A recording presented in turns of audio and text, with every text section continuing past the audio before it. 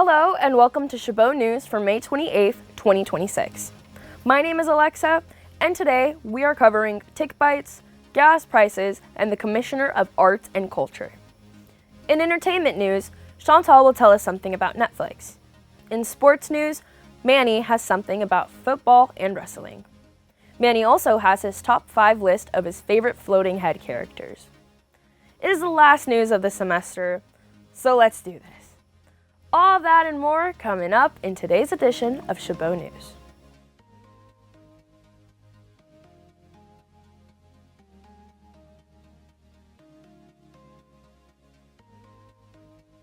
The CDC is warning the public about a surge in tick bites across the U.S. Health experts say infected ticks can cause Lyme disease in humans.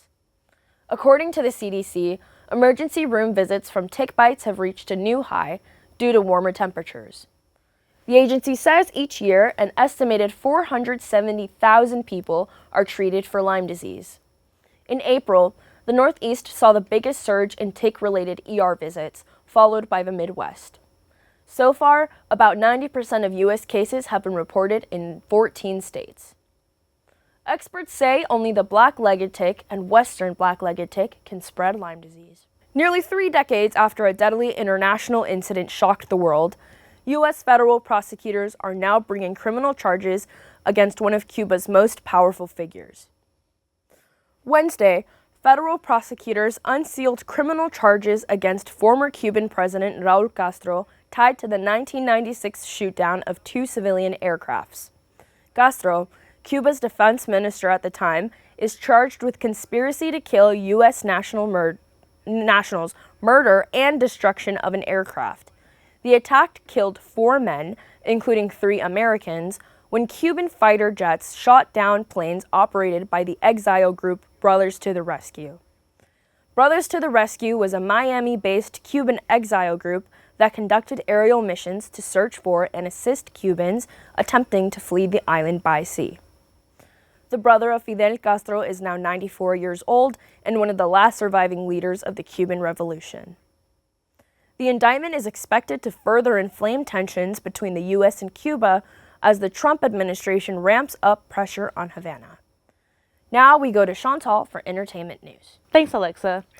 On May 21st, Spotify announced new additions coming to the platform.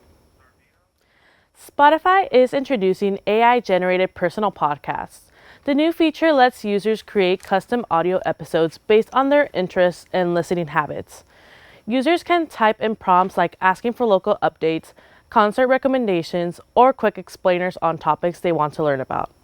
Spotify then generates a personalized audio briefing and links users to related content. Episodes can be scheduled to repeat daily or weekly and customized with added context. The feature rolls out to eligible premium users in the US next month.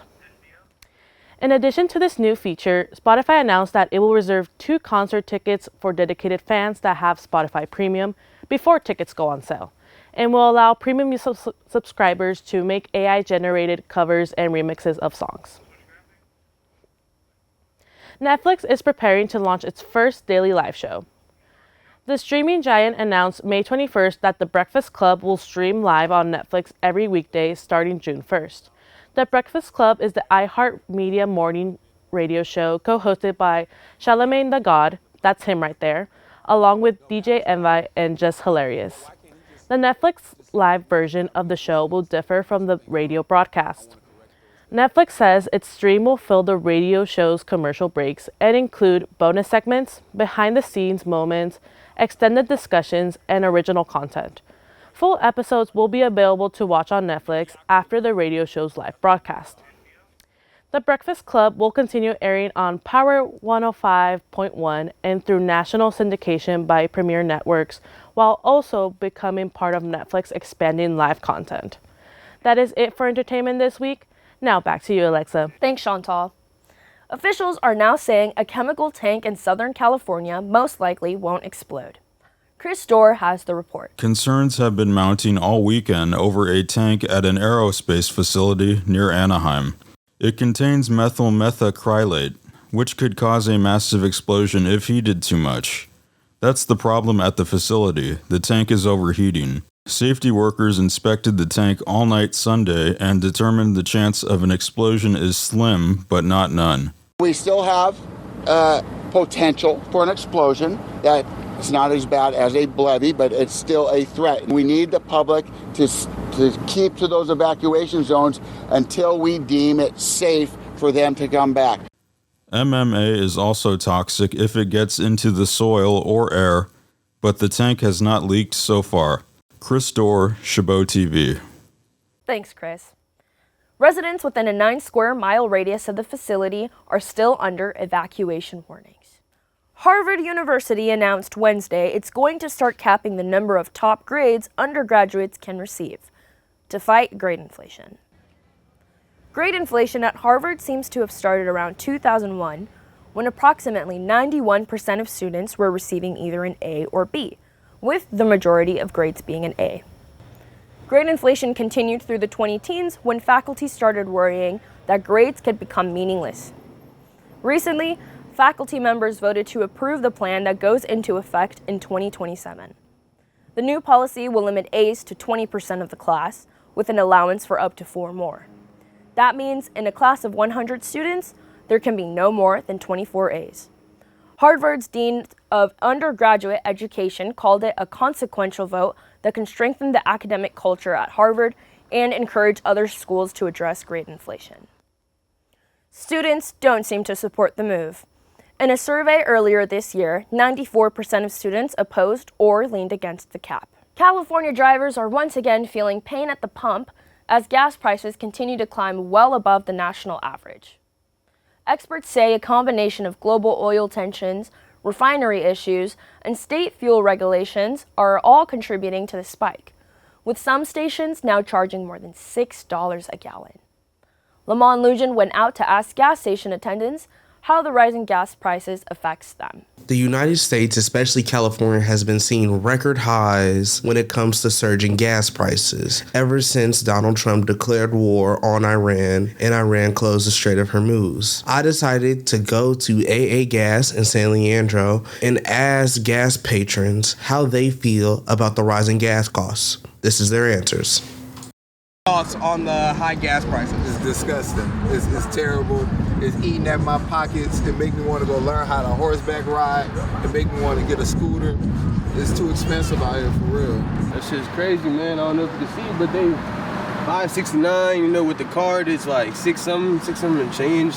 I work in San Rafael. That shit's like 6'3", 6'4". Like that shit is crazy. They're ridiculous. I think they're really ridiculous, and they said they're gonna bring them down, but they're going up and up and up. And I think they need to do something about it because people are in bad shape today buying this gas. Diluting the gas because the gas that you used to buy, it's not even lasting. It's not. Even if the Strait of Hormuz were to reopen itself again, the California gas prices would not instantly go back down, as it would take at least a full calendar year, as experts say, for us to finally normalize our gas prices. My name is Lamont Lujan. Now back to you. State officials say they are continuing to monitor fuel supplies and market conditions, but analysts warn prices could remain high heading into the summer travel season. Now we go over to Manny for this week's sports report. America's most well-known competitive eater is on probation. Joey Chestnut pleaded guilty to 2 counts of battery. The incident happened in March in a suburban Indianapolis restaurant. Chestnut admitted to slapping a man who recognized him and tried to shake his hand. According to the court documents, video shows Chestnut pulling the man in and hitting him. He told police he was so drunk at the time he doesn't remember doing it. The 6-month probation will not prevent Chestnut from competing in the Nathan's Hot Dog Eating Contest on July 4th. ESPN is reporting he will do so. Chestnut is the reigning champ of that contest with 17 victories under his belt. NFL star Aaron Rodgers says his 22nd season in the NFL will be his last. The 42-year-old quarterback returned to the field Monday, taking part in practice with the Pittsburgh Steelers. Rodgers has spent his career playing for the Green Bay Packers, the New York Jets, and the Steelers. He signed a 1-year contract with the Steelers earlier this week. That contract is reportedly worth up to $25 million. Rodgers says he agreed to 1 more season when he learned that former Packers coach Mike McCarthy will now lead the Steelers. Independent wrestling returns to the Bay Area this weekend, as Oasis Pro Wrestling presents 2 all-ages live events. The first show is Solids or Stripes 2, set for Friday, June 6th at the Benicia Veterans Memorial Hall located 1150 1st Street in Benicia. Doors open at 6 p.m. with bell time at 7 p.m. The second event is Go Dumb, scheduled for Saturday, June 7th at the Oasis Pro Dojo located at 1275 San Pablo Avenue in Berkeley. Doors open at 5:30 p.m. with bell. Hold on. Wait a second. Nice to meet you. Wait a second. Nice to meet y'all. Oasis Pro Wrestling General Manager, the Headhunter, Oak. And I just have a little bit of a problem here because, Sancho, you can agree with me, the HNIC, that this promotion for our two upcoming biggest shows for Oasis Pro Wrestling is not at all up to scrap. It's not. Step aside, Junior. Oasis Pro, Benicia Veterans Hall, June 6th. You don't want to miss it. The Strays will be in action. Myself, I'll be in a Melanin Mafia gauntlet. We're going to handle business like only we can. Manny, come back here. Because it's not just that the Strays and the Melanin Mafia. Whoa. Ease up perfect. on Manny it's here, perfect right? It's perfect that you would show your face. Ease up on Manny. Manny has nothing to do. Championships on the line. You don't even want to show your face right here and right now. You want to show it. You want to show it instead of showing it on June 6th. Whoa. When you have the mob to deal with. Well, maybe we don't gotta wait until June 6th, and we don't gotta wait till June 7th. We could go right here, right now. I bet you would do that, you savage. How about that? Wait a second. Hold on. You just worry about them trios titles because the Mafia got next. Oh, is that right? Unless you want to do something right now. Let's go right now, right here. What you got? What you guys got, huh? Not here. Come on, man. Let's take it outside. Fine. Let's go. I bet. Goodbye. Let's go. We'll see you guys sooner than later, brother. You're so lucky he's here right now. Nah. Goodbye. Beat it. Hey, You tell Joey Chestnut to keep them hot dogs warm for you boys. Manny, you come on in here and step over here, brother. Hey, he As much of a failure as he is, Journey. Sugar the bowl, He ate all right. all the M&Ms in the green room because they're shaped like his head. June 6th and June 7th, Johnny Fatu and Damu Anuai are part of the lineage. The Anuai and Fatu dynasty of WWE will be at June 6th and June 7th. So you guys follow us, Oasis Pro, on all social media. Is that right? Yes. That is right. Alexa, we're going to take it right back to you. Booyah! Wow. I hope Manny is okay. Thanks, Sancho and crew. Alan Sampson and Arts and Culture Commissioner in District 3 of Union City has a natural feel for helping the community because of his upbringing. Greg Driscoll has more. So, just always trying to help each other because it's not about ourselves. So, if anything, I was raised like this. And how did I become a public servant? I just kept doing it, right? Like my podcast is why I am a public servant as well, because I'm giving the people the information and education. Commissioner Sampson lives by not being judgmental, as it is being the best quality for public service work. Got to be open-minded, I want to say, welcoming, not too judgmental, because sometimes you just don't know what people are going through. Somebody could be having a really bad day, and you just never know about it, right? So our thing is, don't judge any book by its cover, because once you get into the book, you might be like, wow, I'm Greg Driscoll. Back to you in the studio. Thanks, Greg. We need more people that are wanting to make a difference in the communities throughout the Bay Area. Students at Chabot College say rising food prices are making it harder to grab an affordable meal on campus. From snacks to full lunches, some students say cafeteria costs are putting added pressure on already tight budgets as inflation continues to impact the food price nationwide. Lamond went out to ask students how they felt about the food on campus and how prices are. Chabot College's cafeteria is a point of contention among students and staff. Some feel like the food is not good enough and does not justify the prices we pay, while others believe the prices are just good enough and the food is just okay. I went out to ask students how they felt about the food and does the quality match the price they pay. Here are their answers. What are the prices here at Chabot College's cafeteria? They're pretty high. Like if you want to eat something like a hamburger with fries or sandwich with fries is like $15, $20. Like I'd say they're pretty expensive. And does the quality match the food you're given? Honestly, not always, I'd say. How would you rate the food here at Chabot College? I would probably give it like a 6 out of 10. And is it affordable? No, I think it's too expensive, most of the items. Does the quality match the food you're given? I mean, does the quality match the price you're paying? Sorry. I would say mostly no. I'd say they're not bad. I mean, I paid $10 for this. I'd say for me it's not bad, but like $10 you can get something else for $10. And would you say that $10 you're paying, you're getting good quality food? I'd say yeah. I mean, it's a turkey sandwich, and other prices are good over there, like cheeseburgers and stuff. I'd say it's pretty fulfilling, and this is all I can afford right now, though. But All in all, it looks like prices are going to remain the same heading into the next semester. My name's Amon Lujan. Now back to you. As food prices continue to rise, some Chabot College students say even grabbing a meal on campus is becoming a growing financial challenge. The Chabot Puente project wrapped up the 2026 school year with its annual end-of-the-year celebration. But this event wasn't just about celebrating. Students were responsible for planning, decorating, and hosting the entire night. I had the opportunity to cover the process. In the days leading up to the event, Puente students were hard at work preparing for the program's end-of-the-year celebration. Students spent their time making decorations and finalizing everything with their professor, who oversees the event planning. I love seeing students lead. I love seeing students come up with the ideas from the theme to the decorations. I think it's so much more meaningful to see students speak about their program and to be the masters of ceremony, to be the speakers. I just think I had a really good experience with Puente, so I would like to give back to them in a way. Along with decorations, they also took part in designing the program and choosing the dinner and dessert for families to enjoy. With their professor, their counselor also helped make the event possible.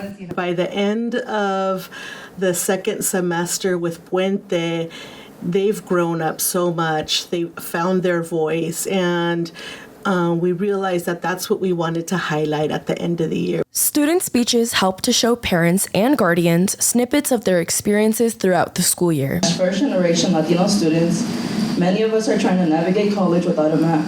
We are learning everything as we go while also carrying responsibilities outside of school that many people never see. The Puente celebration marked the end of another school year and highlighted the hard work students put in both inside and outside of the classroom.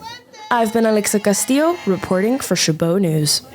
This spring semester, I was the learning morning English assistant and had the opportunity to watch this class grow. Congratulations to the Puente 2026 cohort on completing their first year of college. Well, this is weird. Manny's back, but only his head? Check out this week's top 5. Thanks again, Alexa. I'm back, Manny Torres, and today's top 5 is a bit interesting. I'm going to give you my top 5 floating head characters. Starting off this top 5 is the iconic sun baby from Teletubbies. That giant smiling baby is the sky, somehow managed to be wholesome and still terrifying at the same time.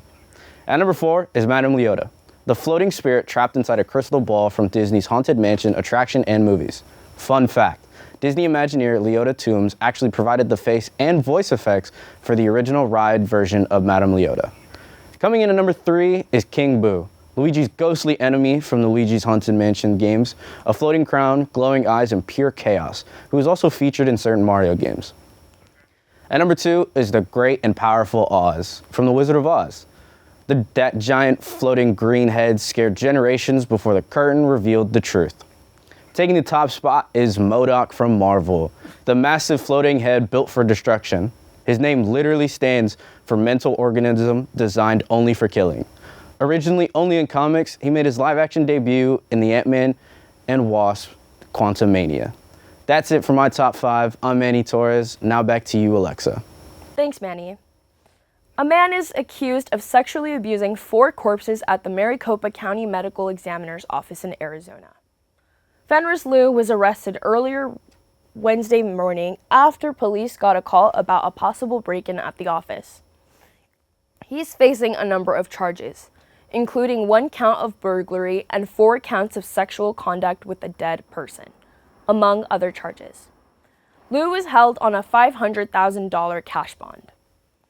Investigators are still trying to figure out the circumstances surrounding the alleged incident. The Defense Department's internal watchdog is evaluating U.S. Southern Command's strikes on alleged drug trafficking boats.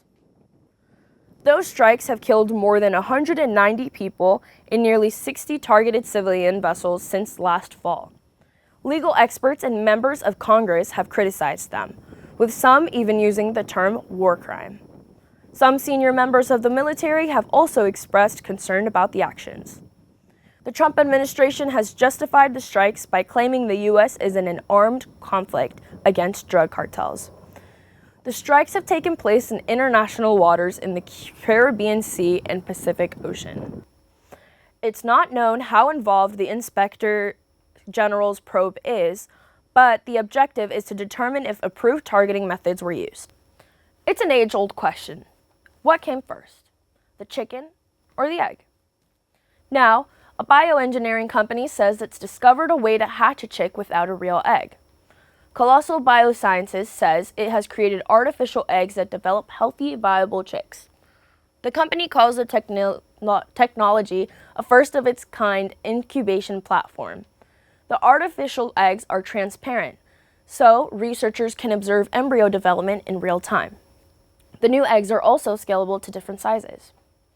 Scientists say it's all part of a broad effort to help critically endangered species and to restore some extinct species, specifically the South Island giant moa bird. Moas were once the tallest birds on Earth, but they were extinct in 15th century. Hungary's Prime Minister Peter Magyar arrived in Poland on May 20th for his first trip abroad since taking office. Magyar was greeted by Poland's Prime Minister Donald Tusk in a welcoming ceremony ahead of their meeting. Prime Minister Tusk congratulated Prime Minister Peter Magyar on his historic victory and how he saw it as a sign that democracy is still strong in Europe. Prime Minister Magyar emphasized that Hungary will be a partner country for Poland and the Visegrad Group so that they can regain the vitality, brilliance, and influence with the European Union. The Visegrad Group consists of Hungary, Poland, Slovakia, and the Czech Republic. Prime Minister Magyar stated that the heart of Europe beats in Central and Eastern Europe. That's why they have to work together to make it last as long as possible, to make this heartbeat as strongly as possible. The two leaders later held a press conference where they expressed optimism for the future of Polish-Hungarian relations and the European Union as a whole. That's all for Chabot News this week. Thanks to all the students and staff in the Mass Communications Department here at Chabot College for making this production possible. You can watch us anytime online at youtube.com/ChabotTV. Stay tuned to KCTH Channel 27 on Comcast for more Chabot TV.